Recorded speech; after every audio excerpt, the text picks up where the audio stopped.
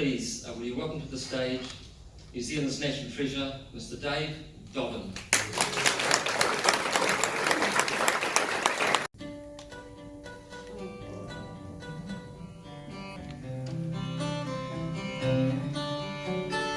I can remember last time I thanked you. So 7 years, I had no memory. Ta Whakaora Tangata had its beginnings in 2005 through the dedication and vision of Cliffy and Andrade Reddy. They had immigrated to New Zealand in 2001 and bought a cafe in Cleandon, South Auckland. Seeing the desperation in the area from scores of dysfunction and broken families, they sold the cafe, sold their house, and established community-based outreach programs. Ta Whakaora receives no government funding. The results achieved are impressive. 98% of individuals who attend its family restoration course reported positive improvement, such as reduced depression and or anxiety, reduced alcohol and or drug use, reduction in domestic violence. Since 2010, 14 murder attempts have been prevented, over 120 suicides have been prevented, 1,200 families have been restored, more than 4,200 children have been positively impacted. It has the most cost-effective and efficient model, getting to the root cause of the troubled person's issues and healing them. Keeping my distance, honey, gentle, not let too close for comfort. Just stand close enough. If I could have more time, we would brainstorm, and I love you tender. I will feel your love, truth, call me loyal. I will hold you loyal to behind. Keep that way, baby, keep that way, baby, keep it that way.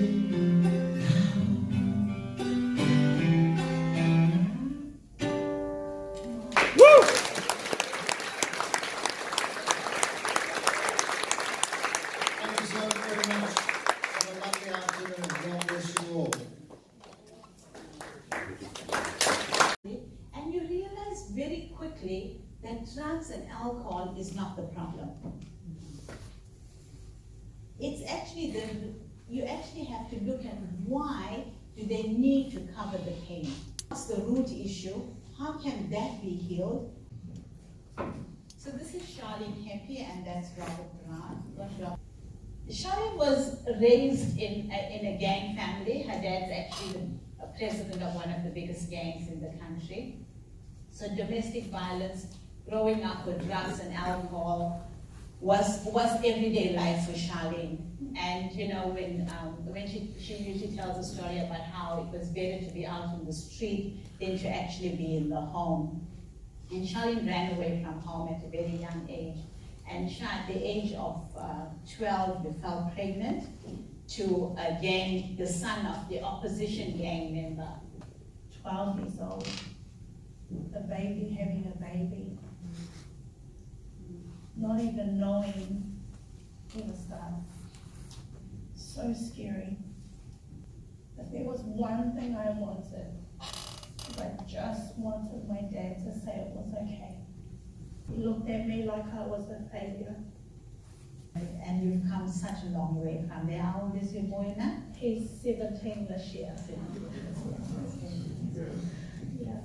Obviously, with having all of that baggage and that background of growing up in a home that was so toxic, you get into a relationship and cannot expect everything to be smooth going. So how was that for you on the healing side? What changed for you at that session? For the first time in 25 years, I had the opportunity to put everything out in front of me. That pain, that when I lie my head on the pillow, it eats me internally. But once in my life, I got to put that out in a safe environment. And I had the opportunity to go through every year from the time I was born. I think the earliest memory I had was 7. So 7 years, I had no memory. But the other remaining years was don't even think there's a word to it. Chaos.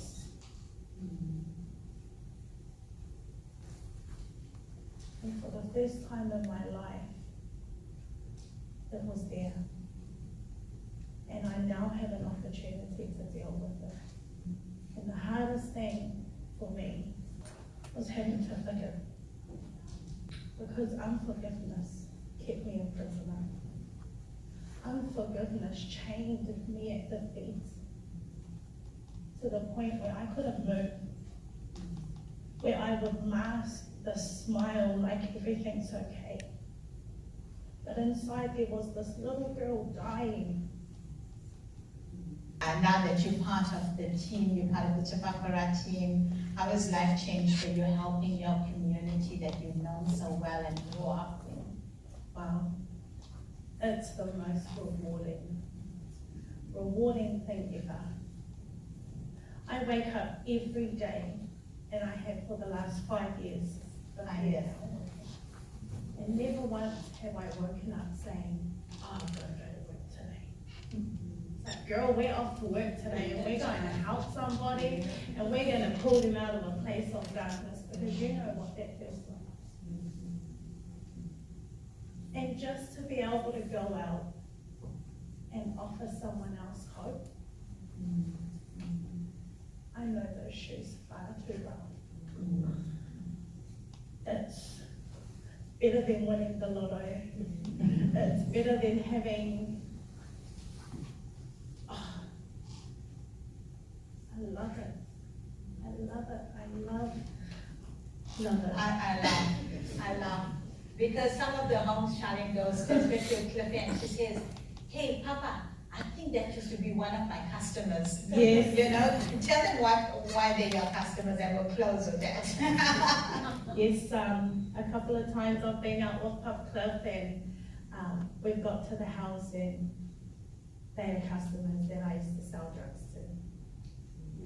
And without even having to speak, it's like, Shah, is that you? Yeah, it's me. It's me. Without even having to speak, is already that glimmer of hope. Thank you so much. He was rated one of the 10 most violent men in the country. He was a little bit out of control in his gang, even the gangsters couldn't control him. It was actually Shah's dad, who was his president, said to him, I think you should come and do this course. You know, being finite to a family, to a very abusive family at a very young age. And he went through some horrible, horrible abuse in his life. And you know, one of the things he always talks about was his finite mom locking him up in the cupboard. How long would you be in there? A couple of days to a couple of weeks. I didn't really want to come out of there, would you? I was able to stay in there. Why? I wasn't getting abused. And it's all forms of abuse. Rob, tell us what happened when you reported what was going on with you to the police. Well, I used to try to run away, but I thought I'd come up with a brilliant idea, and that was to go and tell the police what was going on at home. They took me home. I thought this was it. My knight in shining armour. But they ended up telling my parents next time they hit me not around the head. So what goes on in the house stays in the house. Another hiding ends on for that. Didn't know where to go after that. Rob was regarded as one of the 10 most violent men in the country. You were 22 when in the prison he was so violent and so immune to hiding and pain. They couldn't understand how come a young man can be that violent and that, you know, hard. And the prison officers decided to investigate and see why is this man behaving like that. And they went to look for your mom and they found out that you were adopted. They thought I was violent because I didn't know who I was. I thought, hey, here's the opportunity to find out my birth mother. She said, is this some type of practical joke? And the way she said it, so I just respected it and said, no, this is your son. It's been my mother for the first time, and she took a step back and goes, oh, you're not a bikie, are you? A motorcycle club. No, that's when she told me that she was ranked by 9 Hells Angel members, and on the result, That's why I was talked about. For me, meeting my mum, just things like this. I've got a happy evening now. Yeah. So Rob, you came to the program and one of the, you've been to many programs before. What was different when you came to Ta Whakaora? How many programs? I've done 86 programs in the system. What I found with this is that they were there for sincerely wanting to help people. And I remember you used to say to us, you used to want to die all the time. You used to put yourself in situations where somebody will kill you. What's changed for you now? I was at home, my whole life's turned around. I had that much unforgiveness. It happened to me when I was growing up. People were in my life with the violence, even in the school with violence. You're keen and strapped. And if you paid up, you got sent to the back of the classroom, I was dead. All those things, they just what when you have the one-on-one. I used to be enforcer in the gang. I was dangerous to myself, as her father always said. But people thought I was ruthless. I was ruthless. I was on a suicidal mission every day. If it wasn't through drugs, it was through my behaviour, my violent behaviour. Never got killed. I couldn't actually commit suicide myself, so I tried other ways. Always wanted to die. Every day when I woke up in the morning, it was so depressing because I didn't pass away in my sleep. That's where I really wanted to go. And now? Now I wake up every morning and I'm so grateful. And I go straight into prayer and I thank my wife and everybody for what I have now. And Rob got married last year for being with his partner. Rob, that's such an amazing story. Thank you, guys.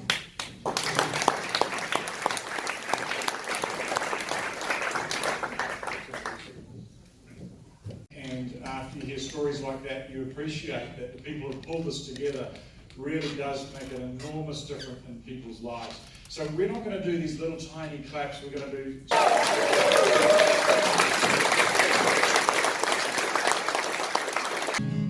Here's to your God, here's to your kids. I heard you were in the neighborhood. I've been a long time on the skids. And baby, I decided you run from the river.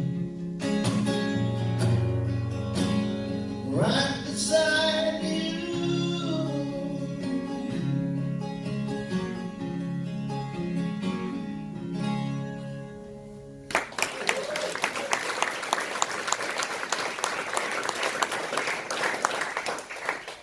Thank you very much indeed. I got to say, it's extremely heartening that there are people here that can move and motivate and whose hearts can move to the extent that you can create such a powerful movement to lift people up and improve their lives and getting through to people that they are loved is the most difficult job anyone can do on the planet. But once they know they're loved, I think they can't help but grow and it can't help but spread around. And a lot of you people know how that mechanism works, and I applaud you for embracing it and taking it forward. So there's a lot of wisdom in that kind of governance, alongside some great hands-on work with real people, with real hearts and real need. So I applaud you very much for that. Aaron is the Strategic Partnership and Communications Manager for Ta Whakaora. And at the end of this, if you want to give generous money and donations, you go talk to this gentleman over here. Thank you so much, Aaron. Ta Whakaora organiser Sean Reddy. Jenny Reddy,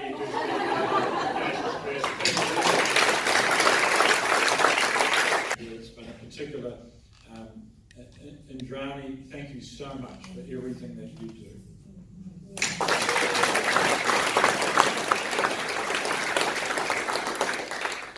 I want to thank the honesty of sharing your story with us and your inspiration. I'm sure that the many people that you meet along the way, you realise that you become a leader for them. You've gone through and walked in their shoes. So thank you so much, Charlene Hippie, and I'll call you Rob Brown. So Robert, thank you so much for being here and sharing your story.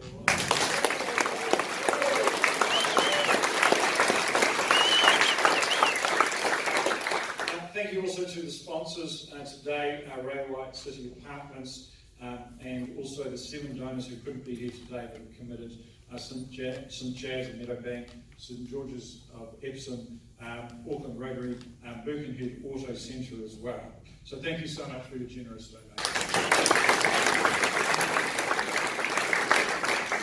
Thank you so much to EMA and CEO also Auckland Rotary President Brett O'Reilly for hosting us here today. It's always wonderful to be able to use a venue like that. So thank you, Brett. When I was given the sheet, I was told I only had 2 minutes, and I've literally gone through the names, but the one name that wasn't here was John. And thank you so much, John, for pulling this together and bringing us all and sharing the story of Ta Whakaora.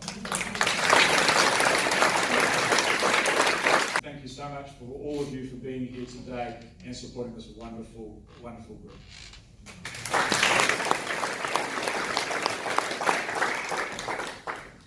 Thank you, Rob. For those of you who don't know, Rob serves Auckland Council as a member of the Waitemata Local Board and a member of our Rotary Club. So, Rob, thank you for doing that and taking the time to do that. We've got 2 final presentations to do before we leave, and I'd just like to echo Rob's comments. The first is something that the EMA would like to do for Ta Whakaora Tangata. I'd like to introduce Ava Williams, who's part of my team here at the EMA, and she looks after the south, or south side as I like to call it. And Ava just sent me an email this morning saying, I think we should make Ta Whakaora Tangata a complimentary member of the EMA. Our job is to help businesses and organisations succeed. So, Sean, if you'd like to come up on behalf of the team, and welcome to the EMA family.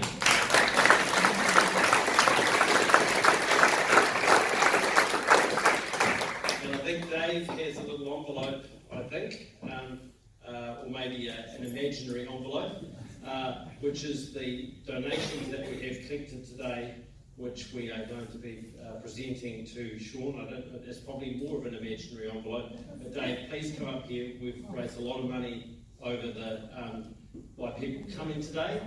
We've also had donations from people who could not come today, but have also contributed that. So Dave, maybe just as a beautiful way of finishing today, I get you to shake Sean's hand. Oh.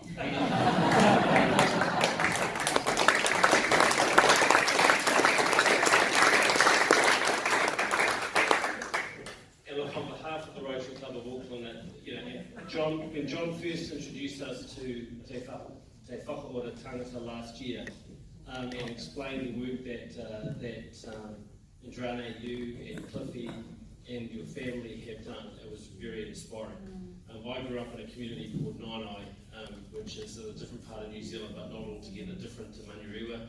I think if I had a chat to Rob, a few of my schoolmates that he might have spent a bit of time together. So I recognised the challenges of the communities that you serve, and it's a privilege to be able for us to be involved. And the one last thing I'll say about Nainai, Dave Doblin's been doing these kind of things for a long time, and I was just reminding him in 1980, he and the dudes toured 62 secondary schools in New Zealand doing lunchtime concerts. So it was their way of virally infecting New Zealand with their music long before social media ever existed. So please join me one more time in thanking Ta Whakaora Tangata for the great work they do and for being here today, and particularly for Dave Dobbin in honouring them and us with his presence.